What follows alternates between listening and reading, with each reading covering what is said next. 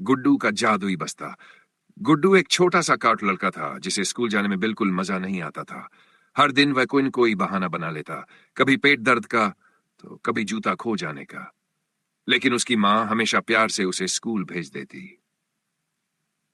एक दिन जब वह सुस्ती से अपना भारी बस्ता घसीटते हुए क्लास में पहुंचा तो उसने देखा कि उसकी मेज पर एक नया चमचमाता हुआ बस्ता रखा था।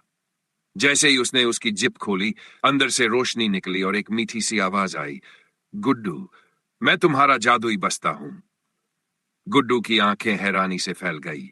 बस्ता खुद ही बोल पड़ा, अगर तुम मन लगाकर पढ़ाई करोगे तो मैं तुम्हारी हर मुश्किल आसान कर दूंगा।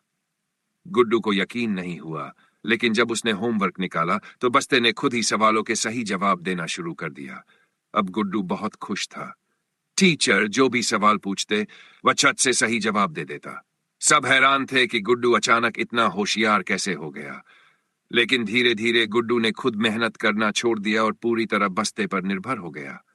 एक दिन टीचर ने अचानक उसे बिना किसी मदद के सवाल हल करने को कहा। गुड्डू घबरा गया क्योंकि इस बार बस्ता चुप था। गुड्डू, सीखना तुम्हें खुद ही होगा, मैं सिर्फ तुम्हारी मदद कर सकता हूं, बस्ते ने धीरे से कहा। गुड्डू को समझ में आ गया कि असली ताकत मेहनत करने में है।